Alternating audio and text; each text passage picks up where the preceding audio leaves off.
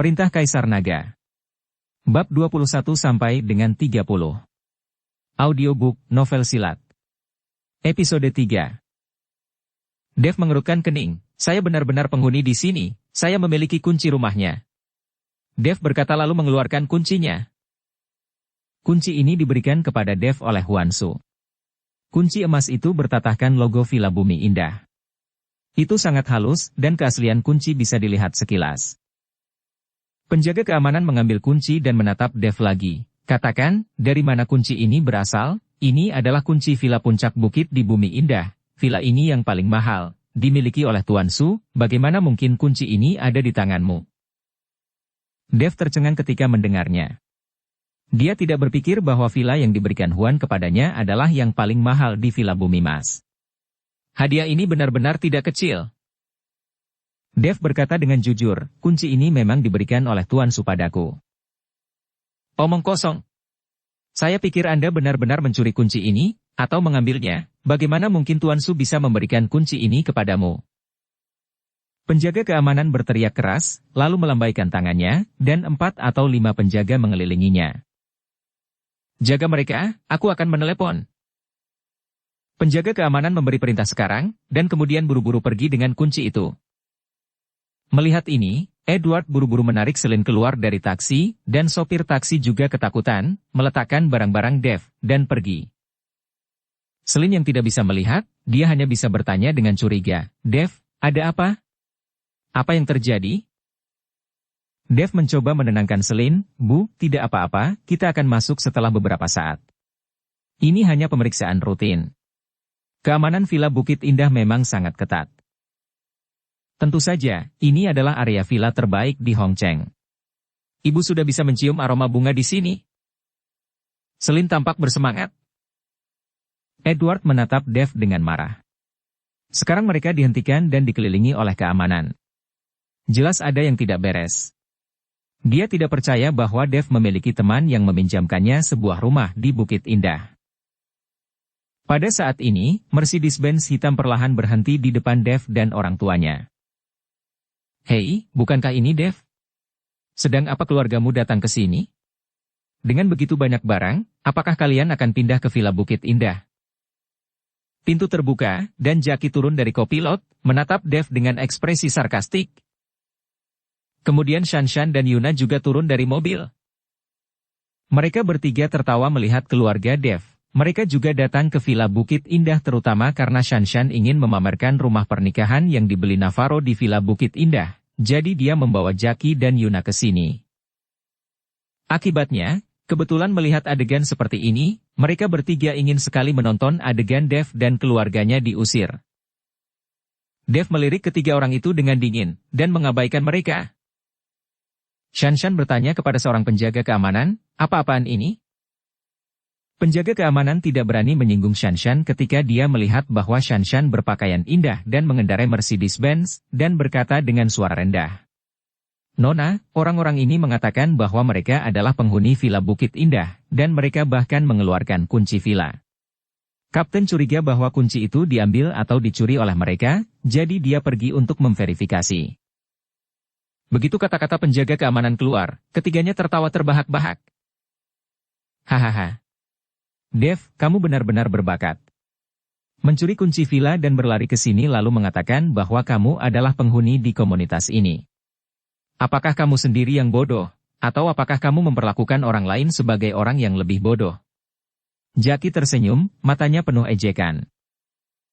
Yuna tidak bisa menahan tawa dan berkata, apakah kamu tahu berapa harga villa di sini? Bisakah kamu membelinya? Dengan penyapu jalan tuamu, kamu tidak akan bisa membeli villa di sini bahkan selama 100 tahun. Shanshan menunjuk Dev dan berkata, cepat dan usir orang-orang ini, terutama orang ini. Dia adalah mantan tahanan dan baru dibebaskan hari ini. Jika kamu membiarkannya masuk, itu akan mempengaruhi reputasi Villa Bukit Indah. Ketika beberapa satpam mendengar ini, mereka semua menjadi gugup dan mengeluarkan tongkat mereka. Jika Dev benar-benar seorang mantan tahanan yang baru saja dibebaskan, para penghuni di komunitas ini pasti akan merasa tidak nyaman ketika mengetahuinya. Jackie memandang Edward sambil mencibir. Dev, mengapa kamu tidak keluar dari sini bersama ibumu yang buta dan penyapu jalanmu? Apakah kamu benar-benar membutuhkan penjaga keamanan untuk mengusirmu pergi? Apa katamu? Dev mengepalkan tinjunya dengan erat ketika dia mendengar Jackie berbicara tentang orang tuanya. Kenapa? Apakah kamu masih ingin memukulku? Jackie tidak takut sama sekali. Dia tidak bisa menahan tawa, dan berjalan ke arah Dev. Aku tahu kamu belajar bela diri di penjara, tetapi apakah kamu tahu ini tempat apa? Apakah Anda berani melakukannya? Percaya atau tidak, saya mengirim Anda masuk. Jackie tampak arogan dan mendorong Dev dengan keras. Selin meraih lengan Dev dan berkata dengan suara memohon, Dev, ayo pergi, kita pergi dari sini. Dia takut Dev akan membuat masalah. Dia juga tahu bahwa Dev baru saja dibebaskan hari ini dan memiliki catatan kriminal. Jika dia masuk penjara lagi karena perkelahian, Selin benar-benar tidak akan memiliki keinginan untuk hidup. Pada saat ini, wajah Edward membiru karena marah, dan dia memelototi Dev dan berkata, jika kamu tidak mengambil barang-barangmu dan kembali, kamu akan malu sendiri. Edward mulai mengemasi barang-barangnya dan hendak berjalan kembali dengan punggungnya. Dia benar-benar tidak mampu kehilangan harga dirinya. Jackie memarahi Dev dengan keras, hahaha, cepatlah, biarkan aku melihatmu, aku pasti akan membalas dendam atas tamparan itu. Oke, cepat masuk ke mobil. Bicaralah dengan orang seperti mereka, kamu akan kehilangan harga diri. Shanshan memanggil Jackie, lalu mereka bertiga masuk ke mobil dan langsung melaju ke area Villa Bumi Indah. Dev membujuk Selin untuk tidak khawatir. Bu, tunggu sebentar. Villa ini benar-benar dipinjamkan kepadaku oleh seorang teman. Tunggu apa? Menunggu beberapa saat untuk dipermalukan dan dipukuli? Edward berteriak pada Dev. Dev membuka mulutnya untuk membantah dan ingin bertengkar dengan ayahnya, tetapi melihat rambut putih ayahnya, kata-kata Dev sampai ke bibirnya dan dia menelannya kembali. Pada saat ini, Kapten Keamanan dengan kunci berlari kembali dengan tergesa-gesa, dan setelah melihat Dev, dia langsung menyanjung, Tuan Chen, saya benar-benar minta maaf, kami melakukan kesalahan, maaf. Sekarang kami akan mengantar kalian semua masuk ke dalam villa. Setelah selesai berbicara, Kapten Keamanan berteriak pada penjaga keamanan dengan tongkat, singkirkan tongkat kalian, bawa mobil dan bawa keluarga Chen menuju villa di puncak. Oke. Beberapa penjaga keamanan mengangguk dengan tergesa-gesa, lalu kembali dengan mobil, memasukkan barang-barang ke dalam mobil, dan mengantar keluarga Dev ke Villa Bukit Indah. Di dalam mobil, wajah Edward berubah malu, dia ingin berbicara dengan Dev, tetapi dia tidak tahu harus berkata apa. Dev, kurasa itu tidak benar, teman macam apa yang berani meminjamkanmu villa seperti itu? Selin sedang duduk di mobil, mencium aroma bunga di area Villa Bumi Indah dengan bersemangat. Bu, jika kamu punya kesempatan, aku akan membiarkanmu bertemu dengan temanku. Dev tahu bahwa Selin penasaran, jadi dia berencana mencari kesempatan bagi Yuki untuk bertemu orang tuanya. Di depan sebuah villa di tengah gunung di Bumi Indah, mobil Shanshan berhenti, dan ketiganya turun dari mobil. Shanshan, kamu sangat beruntung, villa ini sangat mewah, dan dengan pemandangan ini, jika saya memiliki rumah seperti ini, saya akan rela hidup 10 tahun lebih sedikit. Yuna memandangi villa di depannya dengan iri di matanya. Ada apa? Villa Bukit Indah ini memang mahal, tetapi semakin tinggi letaknya, semakin mahal harganya. Yang paling mahal adalah villa di puncak. Saya tidak tahu itu dibeli oleh orang besar siapa. Shanshan berkata sambil melihat ke arah puncak gunung. Pada saat ini, sebuah mobil lewat di depan mereka, jendela terbuka, terlihat wajah Dev, dengan seringai di wajahnya, dia melihat ke ketiganya. Jackie orang pertama yang melihat Dev dan berteriak keras, Dev, bukankah pria di dalam mobil itu Dev? Shanshan dan Yuna juga melihat Dev saat ini. Melihat seringai di wajah Dev, Shanshan sangat marah. Shanshan meraung, bagaimana orang ini bisa masuk? Apakah penjaga keamanan itu membiarkan sampah itu masuk ke dalam komunitas? Yuna mengerutkan kening, tampak bingung, mungkinkah Dev benar-benar penghuni di komunitas ini? Tidakkah kamu melihat bahwa sopir yang mengantar mereka masuk itu adalah seorang penjaga keamanan? Mereka terus berkendara ke atas gunung, apakah villa mereka berada di atas sana? Jackie juga mengangkat kepalanya, menyaksikan kendaraan itu melaju semakin jauh, semakin tinggi dan tinggi. Tidak mungkin, sangat tidak mungkin bagi Dev untuk membeli rumah di sini. Aku paling tahu detail tentang keluarganya. Shanshan dengan keras menyangkal hal itu, dia tahu bahwa Dev sama sekali tidak memiliki uang untuk membeli rumah di sini. Yuna menganalisisnya dengan cermat, mungkinkah villa itu akan diberikan kepadanya dari keluarga Su? Saya ingat sepertinya Tuan Su berkata bahwa Dev telah menyelamatkan hidupnya. Itu mungkin saja. Jackie mengangguk, Dev itu hanya bisa omong kosong dan tidak memiliki apapun, tetapi sepertinya dia benar-benar telah menyelamatkan hidup Tuan Su. Kalau tidak, Dev pasti sudah mati di hotel regal hari ini. Shanshan menggertakkan giginya, lalu membuka pintu mobil dan naik, lalu berkata, "Kita ikuti dia untuk melihat." Shanshan harus memeriksa untuk melihat apakah Dev benar-benar memiliki rumah di bumi indah ini. Mercedes-Benz Shanshan mengikuti dari belakang menyaksikan Dev dan yang lainnya mengemudi sampai ke puncak gunung. Ini. Villa Dev ini bukankah villa yang paling mahal di puncak gunung, kan? Yuna memandangi mobil di depannya yang melaju sampai ke puncak gunung, dan berkata dengan kaget. Jackie tidak bisa mempercayainya, bagaimana mungkin dia memiliki villa di puncak gunung? Villa itu bernilai setidaknya seharga 100 juta yuan. Bahkan jika keluarga Chen menjual organ tubuh mereka, mereka tidak akan mampu membelinya. Bahkan jika itu diberikan oleh keluarga Su, itu tidak mungkin. Cukup murah hati untuk memberikan rumah senilai 100 juta yuan. Namun segera, mobil di depan mereka benar-benar mencapai puncak gunung, akan tetapi Shanshan dan Mercedes-Benz mereka dihentikan. "Halo Nona, Anda tidak bisa masuk karena ini adalah tempat pribadi." Seorang penjaga keamanan menghentikan mobil Shanshan. Dev telah mengetahui bahwa Shanshan dan yang lainnya mengikutinya di belakang, melihat mereka dihentikan. Seringai muncul di wajah Dev.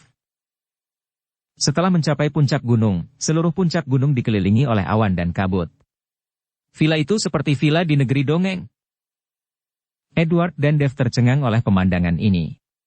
Sementara Selin yang tidak bisa melihatnya, dia bisa merasakan udara segar di sekitarnya, dan wajahnya penuh dengan kebahagiaan. Beberapa penjaga keamanan memindahkan barang-barang Dev dan keluarganya ke dalam rumah, dan sebelum pergi, Kapten Keamanan meminta maaf lagi kepada Dev. "Bu, kita akan tinggal di sini di masa depan. Udara di sini sangat bagus dan cocok untuk dirimu memulihkan diri." Dev meraih tangan Selin dan berjalan menuju villa. Ketika Edward memasuki villa, dia tercengang, dia belum pernah melihat pemandangan yang luar biasa dalam hidupnya. Pada saat ini, Edward membuka mulutnya. Dia ingin meminta maaf kepada Dev.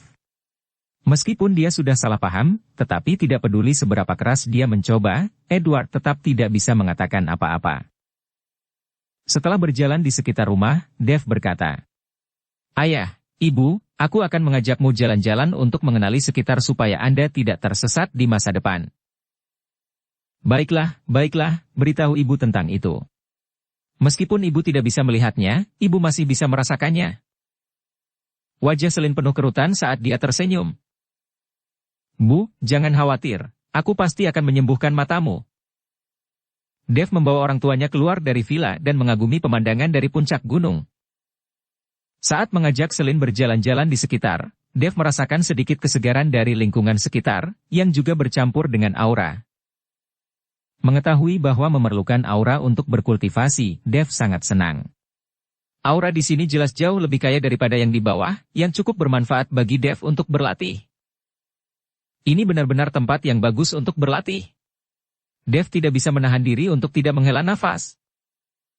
Selin bertanya, "Apa katamu?" Dev tersenyum tipis. "Oh, tidak apa-apa, aku bilang ini tempat yang bagus untuk beristirahat."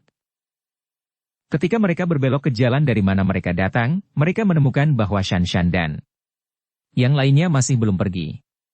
Pada saat ini, mereka bertiga melihat Dev muncul, dan semua memusatkan perhatian mereka pada Dev. Dev memandang Shanshan dan yang lainnya dengan mencibir. Beberapa orang dipisahkan oleh gerbang di tengah. Tetapi gerbang ini menjadi simbol dari dua identitas. Dev menatap ketiganya dengan tatapan jijik di matanya. Melihat Dev seperti itu, Shanshan menggertakkan giginya karena marah. Dia tidak bisa mengerti bagaimana Dev ini bisa menjadi penghuni villa di puncak bukit. Dev, temanmu ini sangat baik. Dia bersedia meminjamkanmu villa yang bagus. Ketika dia punya waktu, mintalah temanmu untuk makan bersama kita. Oke. Dev mengangguk. Selin tidak tahu bahwa Shanshan ada di depannya, jadi dia berkata kepada Dev, "Sial, ternyata dipinjami, kupikir itu miliknya." Ketika Shanshan mendengar ini, dia merasakan banyak kegembiraan di hatinya. Jackie mengambil ponsel dan menunjukkan informasi di layar dan berkata, "Saya meminta seorang teman untuk mencari tahu, ternyata villa ini milik keluarga Su." Sepertinya Dev meminjamnya untuk berpura-pura menjadi hebat. Yuna mencibir, orang ini menyelamatkan nyawa Tuan Su. Ini adalah rencana untuk memakan keluarga Su seumur hidup. Dia bahkan meminjam villa untuk berpura-pura menjadi hebat. Mereka bertiga memandang Chen Ping dengan jijik, dan tidak lagi memiliki perasaan kerdil sekarang. Dev yang mendengarkan ejekan masam dari ketiganya, dia melambaikan tangannya ke arah ketiganya, "Meskipun saya hanya meminjam villa, saya lebih baik dari kalian semua. Jika Anda memiliki kemampuan, naiklah ke atas." Shanshan meludah dengan keras dan berbalik, "Dev, jangan berpuas diri dulu, aku tidak percaya keluarga Su akan melindungimu selama sisa hidupmu." Mereka tidak suka cara Dev memandang mereka seperti ini. Setelah Selin mendengar suara Shanshan, dia membujuk Dev, "Dev, jangan berhubungan dengan Shanshan itu di masa depan. Wanita seperti itu adalah ular dan kalajengking. Siapapun yang mendekat akan digigit." "Baik Bu, kalau begitu, ayo kita berkeliling lagi." Dev memimpin Selin dan berbalik, dan Edward mengikuti di belakang dengan tangan di belakang punggungnya. Setelah lelah berbelanja, Dev sekeluarga kembali ke villa untuk beristirahat. Pada saat ini, sebuah Porsche merah berhenti di pintu masuk villa. Dev melihat bahwa Yuki yang ada di sini. "Nona Su, ada apa kamu di sini?" Dev bertanya dengan heran. Yuki berkata kepada Dev, "Jangan selalu panggil aku Nona Su, aku punya nama, panggil saja aku Yuki." "Saya mendengar bahwa penjaga keamanan di sini menelepon dan mengatakan bahwa mereka curiga bahwa Anda telah mencuri kunci villa dan menghentikan Anda. Saya takut terjadi salah paham, jadi saya langsung bergegas." Ketika Dev melihat bahwa Yuki datang ke sini khusus untuk masalah ini, dia bersyukur untuk sementara waktu, tidak masalah. "Kesalahpahaman itu telah diselesaikan dengan baik, tetapi ada sesuatu dan saya butuh bantuan Anda." "Ada apa? Katakan saja padaku." Yuki mengangguk. Dev berkata dengan suara rendah, "Saya memberitahu orang tua saya bahwa villa ini dipinjamkan oleh seorang teman. Kebetulan Anda ada di sini, jadi masuklah dan bantu saya menjelaskan. Katakan saja bahwa Anda meminjamkan villa ini kepada saya. Saya tidak ingin orang tua saya tahu tentang banyak hal." "Itu mudah dilakukan." Suyuki tersenyum sedikit. Ketika untuk berjalan di dalam villa, setelah mengambil 2 langkah dia berpikir. Yuli tiba-tiba menoleh untuk melihat Dev. "Kira-kira apa yang orang tuamu pikirkan setelah bertemu denganku?" Dev kehilangan kata-kata dan terpana di tempat. "Hanya bercanda denganmu, itu ternyata membuatmu gugup." Yuki tersenyum dan berjalan ke villa. Dev tersenyum masam lalu mengikutinya. Faktanya, setelah Yuki baru saja mengatakan apa yang orang tuanya pikirkan tentang dia, hati Dev benar-benar berdebar. Dia hanya orang biasa yang tidak memiliki apa-apa, sedangkan Yuki adalah putri pewaris kekayaan dari keluarga Su. Perbedaan antara identitas keduanya terlalu besar, jadi Dev sedikit takut. Memasuki villa, Dev langsung berkata pada Edward dan Selin untuk memperkenalkan Yuki. "Ayah, Ibu, ini temanku yang meminjami aku villa, Yuki Su." Begitu mereka mendengar bahwa teman yang meminjami villa ini ada di tempat, Selin dan Edward yang sedang duduk di sofa buru-buru berdiri. Yuki menyapa dan berkata dengan sangat sopan, "Halo Paman, halo Bibi, aku datang terburu-buru, jadi aku tidak sempat membeli hadiah untuk kalian berdua." "Nona Su sangat baik. Anda sudah meminjamkan villa yang bagus untuk keluarga Chen kami. Keluarga kami tidak tahu harus berkata apa. Jika bukan karena Anda, saya khawatir kami tidak akan pernah bisa tinggal di sini. Villa yang sangat luar biasa dalam hidup kami." Selin tampak rendah hati. Setelah berbicara, dia mendorong Edward di sebelahnya. Pak Tua, cepat tuangkan teh untuk Nona Su. Oh. Edward mengangguk dengan tergesa-gesa. Edward tampak bodoh sekarang, dia benar-benar tidak menyangka Save memiliki teman yang begitu cantik, dan melihat pakaian dan temperamen Yuki, dia pasti putri dari keluarga besar, dan dia juga pasti dari keluarga kaya, jika tidak mungkin dia bisa membeli villa di Bumi Indah. Jika Edward tahu bahwa Yuki adalah putri Huansu, orang terkaya di Hongcheng, dia akan lebih terkejut. Paman tidak perlu repot, aku akan melakukannya sendiri. Yuki bergegas menemuinya dan menuangkan secangkir teh untuk dirinya sendiri. Dan kemudian menuangkan secangkir teh jujube merah untuk Edward dan Selin. Ini adalah rumah Yuki, tentu saja dia tahu di mana semuanya.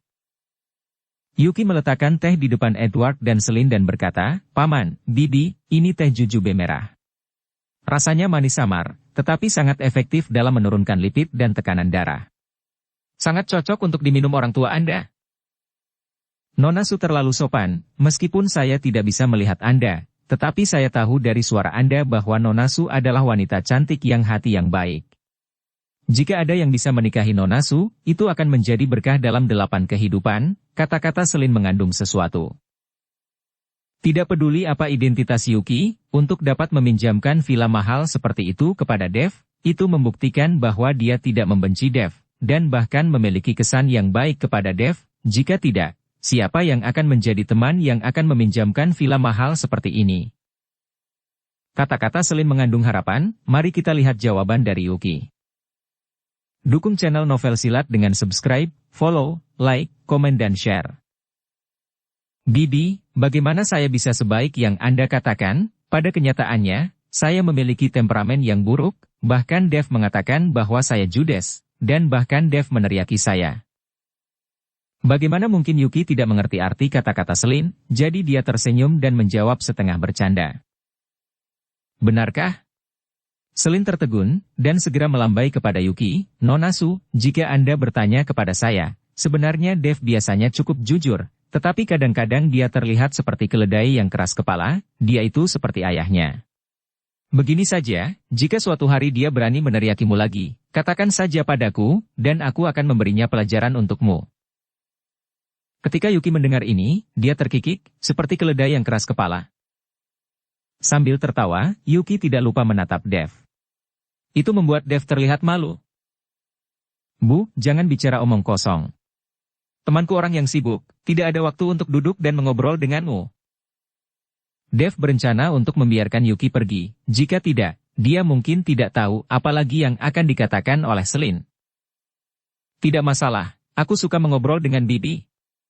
Yuki kemudian duduk di sebelah Selin. Kali ini, Selin tidak bisa menutup mulutnya dengan senyum, meraih tangan Yuki, dan keduanya mulai mengobrol selama lebih dari 2 jam. Baru ketika hari mulai gelap, Yuki akhirnya pamit. Setelah Yuki pulang, Selin berkata kepada Dev. Dev, Nona Su benar-benar wanita baik. Wanita besar seperti dia benar-benar rendah hati dan sangat sopan. Anda harus bekerja keras dan bersikap baik kepadanya di masa depan. Bu, kami hanya teman biasa. Chen-Ting berkata tanpa daya. Pada saat ini, Edward pun angkat bicara, Dev, saya pikir Nona Su tidak buruk. Dengarkan kata-kata ibumu dan bekerja keraslah. Ayahmu tidak pernah salah ketika melihat orang.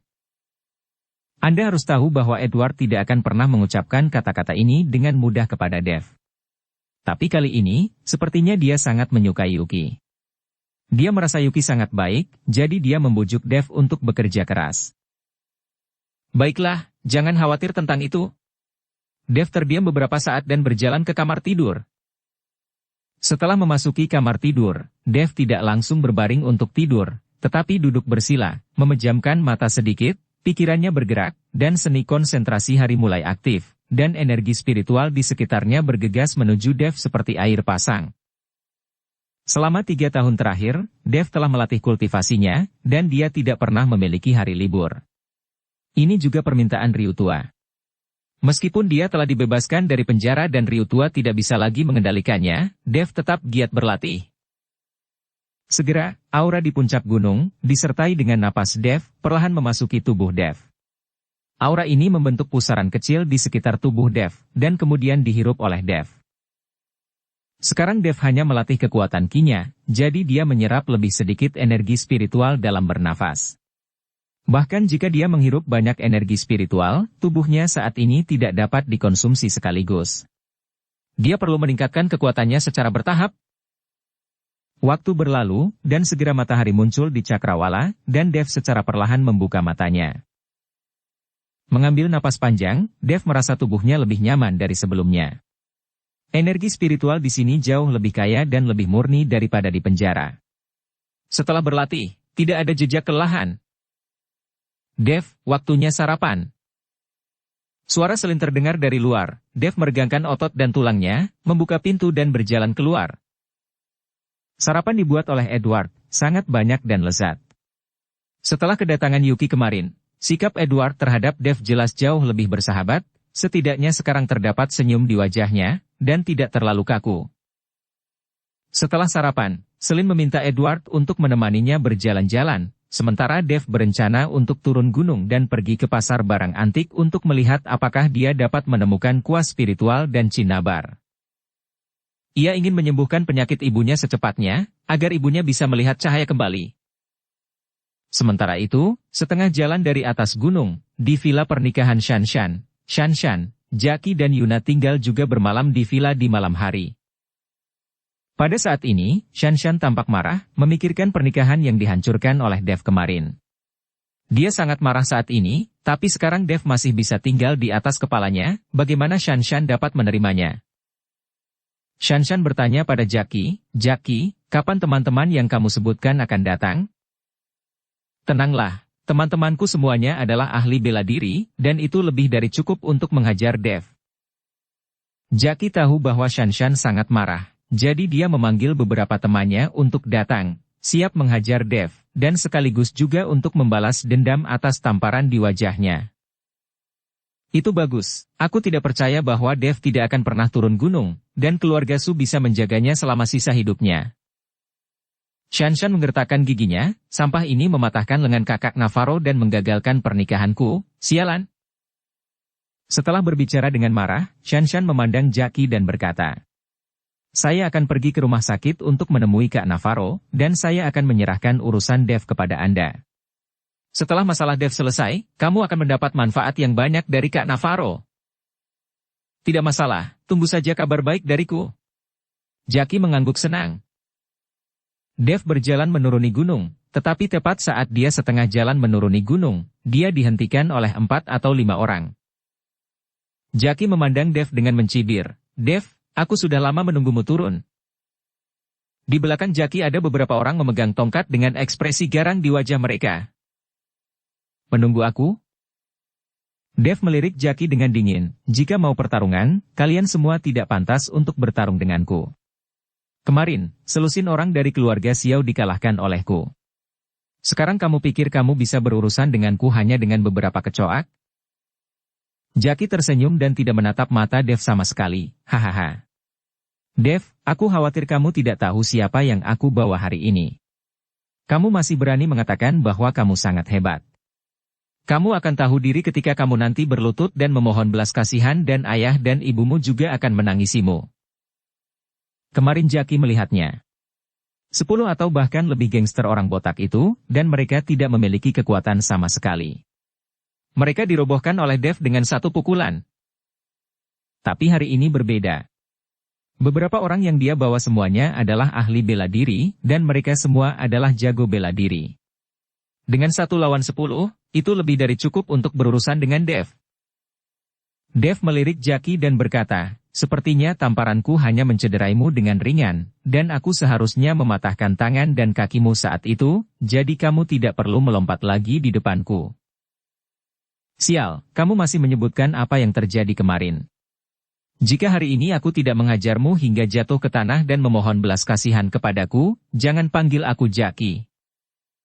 Seperti Jackie mengatakan itu, dia berbalik untuk melihat beberapa orang di belakangnya dan berkata, saudara-saudara, hajar anak ini sampai mencium tanah dan menangis memohon belas kasihan.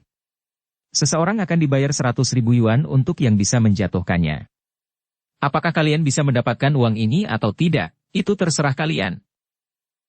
Begitu mereka mendengar bahwa ada 100.000 yuan biaya kerja keras, mata beberapa orang mulai menyala. Jangan khawatir, kamu bilang buat dia menangis, kita tidak akan pernah membiarkan dia tertawa. Kamu bilang buat dia berlutut, kami tidak akan pernah membiarkan dia berdiri.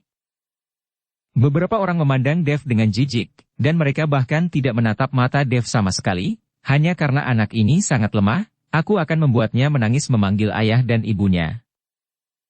Dev bertanya pada Jackie, 100.000 yuan itu dari Shanshan, kan? Jackie mengangguk tanpa malu-malu, ya, aku tidak perlu malu untuk memberitahumu, masihkah kamu berani mengganggunya?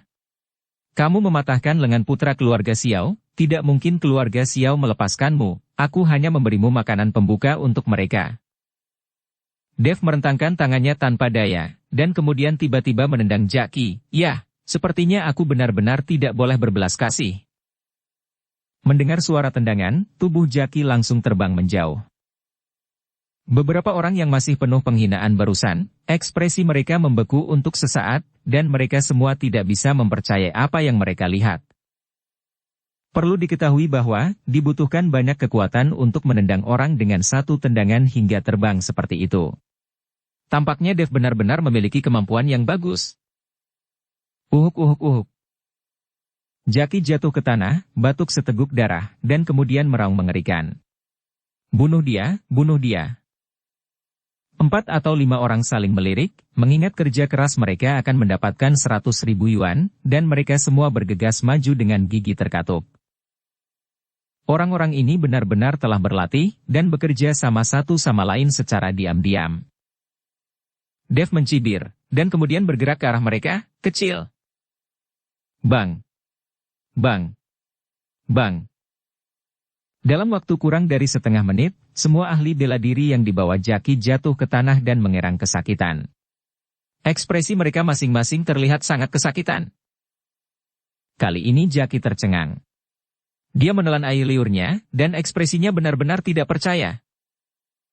Dia benar-benar tidak bisa membayangkan apa yang telah dialami Dev di penjara selama 3 tahun, bagaimana dia bisa menjadi begitu kuat. Anda harus tahu bahwa beberapa orang yang Jackie cari semuanya berasal dari sekolah seni bela diri, dan sekarang mereka semua terkenal di jalanan, tapi mereka dipukuli oleh Dev. Dev memandangi Jackie dengan main-main, dan perlahan berjalan menuju Jackie yang jatuh di tanah. Apakah kamu masih berpikir kamu bisa membunuhku? Kamu, apa yang akan kamu lakukan? Wajah Jackie penuh dengan kengerian, dan dia terus melangkah mundur. Ini ide Shanshan, aku. Namun sebelum kata-kata Jackie selesai, Dev langsung menginjak lengan Jackie. Krek! Jackie menjerit, diikuti oleh rasa sakit yang parah di seluruh lengannya. Lengan Jackie patah. Jangan gunakan Shanshan untuk menekanku lagi. Entah itu dia atau Navarro, aku tidak akan membiarkan mereka lolos dengan mudah. Setelah Dev selesai berbicara, dia berbalik dan pergi, mengabaikan Jackie yang berteriak kesakitan. Jalan Antik Hongcheng. Tempat ini adalah jalan antik terbesar di seluruh distrik Jiangbei. Banyak pecinta barang antik akan datang ke sini untuk mencari harta karun. Banyak terdapat kios di kedua sisi jalan. Di tempat ini hampir tidak ada yang tidak bisa kamu dapatkan, akan tetapi keaslian barangnya tergantung kemampuan kamu menilai barang. Bahkan para ahli yang memiliki pengetahuan, tidak jarang mereka tertipu juga di sini. Teknologi pemalsuan di tempat ini terlalu bagus. Semua hal bercampur. Apakah Anda dapat menemukan harta karun tergantung pada kekuatan dan keberuntungan Anda sendiri?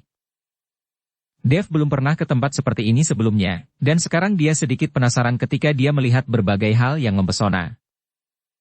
Melihat Dev seperti ini, banyak pemilik kios menunjukkan kegembiraan di wajah mereka. Bagi mereka, Dev seperti seorang pemuda yang tercengang melihat semua hal. Ini adalah pertama kalinya datang ke sini dan pemilik kios seperti mereka paling hebat dalam urusan berbohong. Adik, apa yang kamu cari? Aku punya semuanya di sini, dijamin asli. Seorang pemilik kios yang berminyak dan gemuk menyapa Dev dengan senyum hangat di wajahnya, dan kemudian berkata di telinga Dev, saya katakan, hal-hal yang saya gali dari tanah ini memiliki sejarah ribuan tahun. Jika Anda membelinya, harga dijamin akan meningkat. Dev melirik pemilik kios pria gemuk itu. Kios itu hanya sepanjang 2 meter, dan ada lebih dari selusin barang yang berserakan. Mereka tampak sangat tua, dan beberapa perunggu ditutupi dengan patina. Melihat Dev melihat kiosnya, pemilik kios gemuk menjadi lebih antusias. Adik, Anda dapat memilih apapun yang Anda suka dan melihat mana yang Anda suka. Karena keluarga saya di rumah sedang sakit, saya terpaksa menjual barang-barang ini, jika tidak saya tidak akan menjualnya. Dev tidak memperdulikan pemilik kios. Dia berjongkok, mengambil sebongkah besi berkarat, dan melihatnya dengan cermat. Karena hal-hal di depan mereka semua tidak bernyawa, itu hanya gumpalan besi yang tidak mencolok, tapi yang satu ini benar-benar memancarkan jejak energi spiritual. Adik, kamu benar-benar memiliki mata yang bagus. Ini adalah lencana pinggang penjaga dari dinasti Qing, tetapi direndam dalam air di bawah tanah untuk waktu yang lama, dan sekarang sudah berkarat dan menjadi gumpalan besi. Akan tetapi, benda ini juga merupakan barang yang ada di istana. Jika Anda suka, 10.000 yuan, barang itu saya jual kepada Anda. Pemilik kios gemuk melihat bahwa Dev sedang melihat bongkahan besi, dan segera menjelaskan dengan antusias. Pria gendut-gendut ini, saya pikir dia akan mendapat keberuntungan lagi. Saya tidak tahu di mana harus mengambil bongkahan besi yang rusak, dan dia berani meminta harga 10.000. Pria muda yang terpana seperti ini tidak mengerti apa-apa. Yang terbaik adalah berbohong. Kali ini jatuh ke tangan pria gemuk itu, dan dia pasti akan dibantai. Para pedagang di sekitarnya berbisik dan mengeluh, melemparkan pandangan iri pada pemilik kios gemuk itu. Dev mengangguk, memegang bongkahan besi, dia merasa semakin dipenuhi dengan energi spiritual di dalam. Ya, ini benar-benar barang yang bagus. Ketika pemilik warung gendut mendengar ini, dia tersenyum diam-diam, lalu berkata dengan sungguh-sungguh, tentu saja, saya mengatakan yang sebenarnya dan saya tidak pernah berbohong.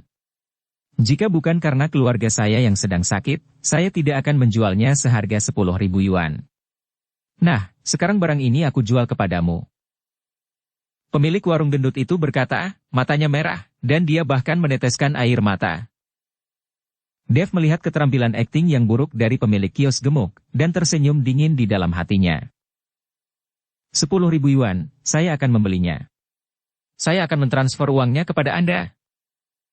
Dev tidak ragu-ragu, dia mengeluarkan ponselnya dan bersiap untuk mentransfer uang. Ketika pemilik kios gemuk mendengar ini, dia langsung bersorak, mengambil kode QR dan berkata, adik benar-benar berselera, tetapi ada satu hal yang perlu saya perjelas. Jika di kemudian hari Anda mencari aku untuk mengembalikannya, maka aku tidak akan mengembalikan uangmu. Jangan khawatir, karena saya membelinya, saya tidak akan mengembalikannya. Jika saya benar-benar tertipu, saya akan menampar mata saya sendiri, dan akan menganggap diri saya tidak beruntung. Daba tersenyum dan men-scan 10.000 yuan untuk pemilik kios gemuk. Mendengar notifikasi uang sudah masuk, pemilik warung gendut itu tertawa. Pada saat ini, banyak orang di sekitar melihat bahwa Dev telah menghabiskan 10.000 yuan untuk membeli tonjolan besi berkarat, dan mereka semua membicarakannya, menunjuk dan mencibir di wajah mereka. Dev masih hijau, tapi dia masih ingin datang ke jalan antik, jelas ini adalah pembantaian. Dev tidak peduli dengan komentar orang-orang di sekitarnya, bahkan dia tidak peduli dengan suara tawa dari pemilik kios gemuk. Dengan sedikit tenaga, Dev membuka celah dari bongkahan besi itu dengan tangan, dan kemudian celah itu semakin besar. Sial, anak ini benar-benar kuat. Dia membelinya seharga 10.000 yuan, apakah dia membelinya hanya untuk melatih kekuatan tangan? Barang itu tidak terlihat berharga ketika kamu melihatnya. Itu semakin rusak setelah dia membelinya. Apakah itu sangat sombong? Semua orang di antara penonton merasa luar biasa. Bahkan pemilik kios gemuk itu menatap lurus ke arah Dev, bertanya-tanya apa yang akan dilakukan oleh Dev. Segera, gumpalan besi itu pecah, dan kemudian cahaya menyilaukan bersinar dari dalam. Itu adalah sepotong batu giok seukuran ibu jari, tetapi sebening kristal. Zamrud hijau terlihat di dalamnya.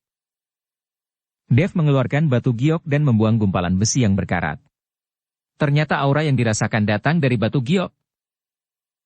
Stempel hijau kerajaan. Itu stempel hijau kerajaan. Menjadi kaya, benda itu bisa membuat Anda menjadi kaya.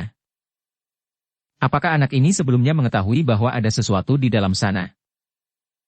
Semua orang tercengang, dan mata pemilik kios gemuk itu melebar, dan matanya akan keluar. Dev mengambil batu giok itu, melihatnya, lalu memasukkannya ke dalam saku.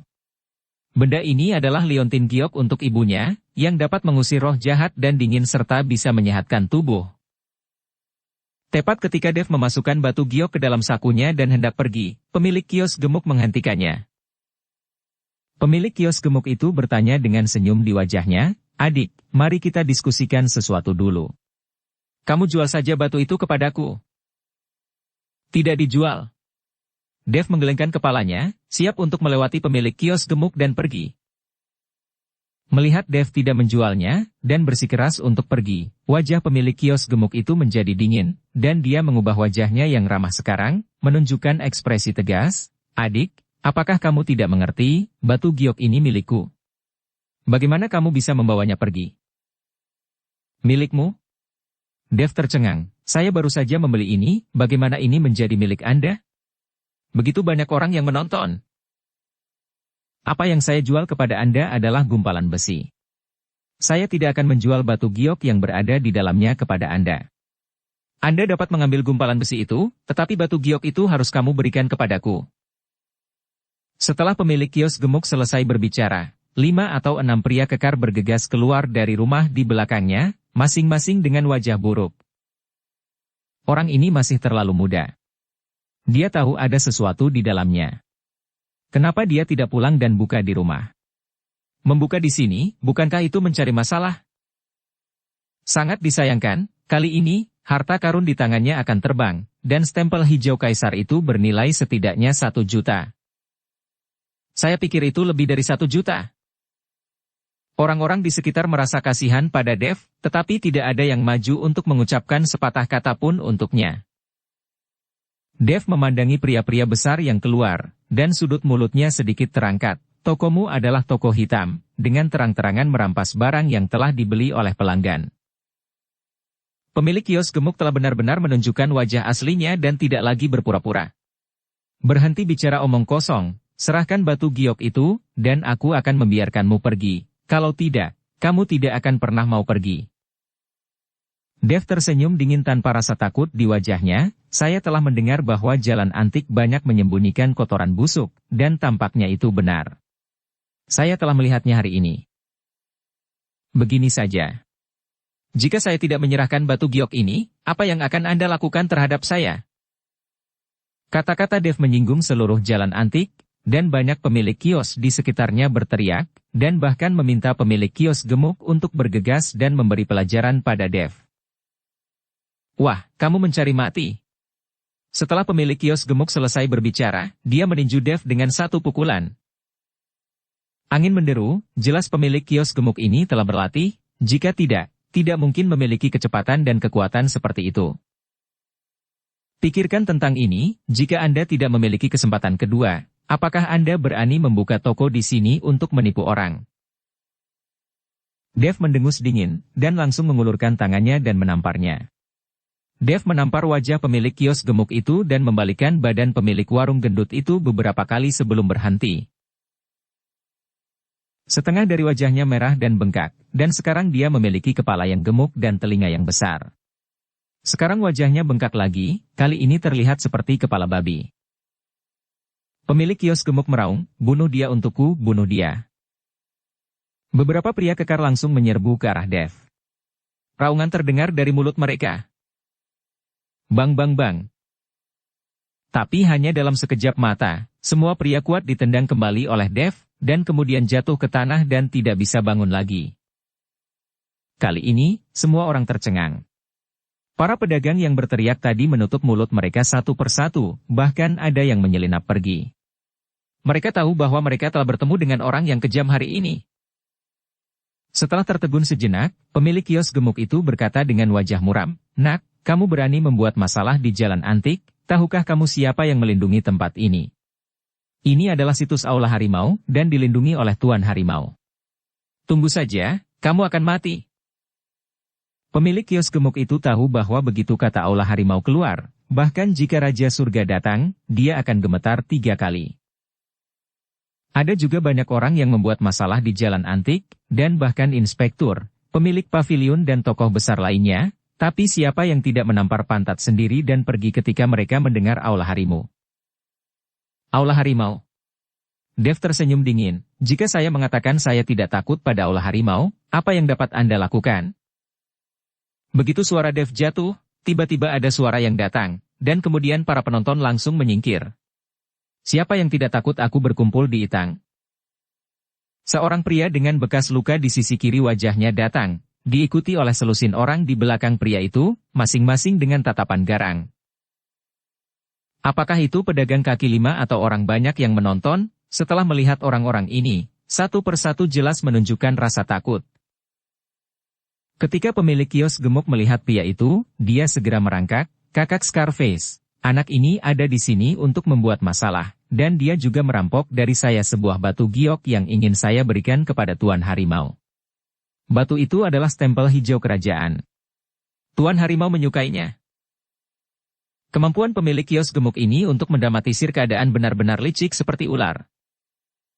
Stempel hijau kerajaan. Mata Scarface berbinar. "Nak, keluarkan batu giok itu dan berikan padaku." Dev memandang Scarface dan bertanya, "Apakah kamu bawahan Yansen?" "Sial, bisa-bisanya kamu memanggil nama Tuan Harimau." Pemilik kios gemuk melompat, menunjuk Dev dan berkata, "Ini adalah kakak Scarface, orang nomor 1 di bawah Tuan Harimau, dan yang bertanggung jawab tentang keamanan Jalan Antik ini adalah kakak Scarface."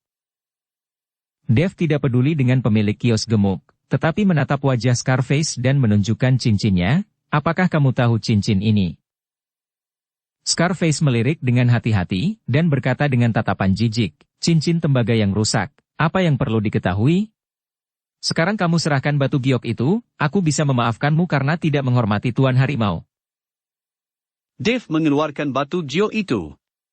Batu giok hijau zamrud bersinar terang, membuat mata Scarface bersinar. Scarface memberi isyarat kepada Dev, "Cepat, serahkan padaku." Dev bermain dengan batu giok dan berkata dengan ringan, "Karena kamu tidak tahu cincinku, mintalah Yansen datang. Selama dia datang dan dia menginginkan batu giok ini, aku bisa memberikannya padanya." "Apa katamu?" Wajah Scarface menjadi kesal. "Apakah Tuan Harimau bisa kamu temui kapan kamu mau? Kamu pikir kamu siapa? Sepertinya aku harus memaksaku untuk melakukan sesuatu yang aku mau." Dev mengeluarkan ponselnya. "Jika kamu tidak meneleponnya, aku bisa meneleponnya." "Apakah Anda memiliki nomor telepon Tuan Harimau?" Scarface mengerutkan kening. Banyak orang mengetahui siapa itu Yansen Lin, tapi tidak semua orang bisa memiliki nomor telepon Yansen Lin. Sekarang Dev bahkan memiliki nomor telepon Yansen. Anak ini tidak mungkin orang biasa. 139.322. Dev secara perlahan menyebutkan nomor telepon Yansen Lin sambil menatap wajah Scar dan berkata, "Apakah Anda yang akan menelepon atau saya yang menelepon?" Bersambung ke episode 4. Dukung kami dengan subscribe, follow, like, komen dan share. Terima kasih.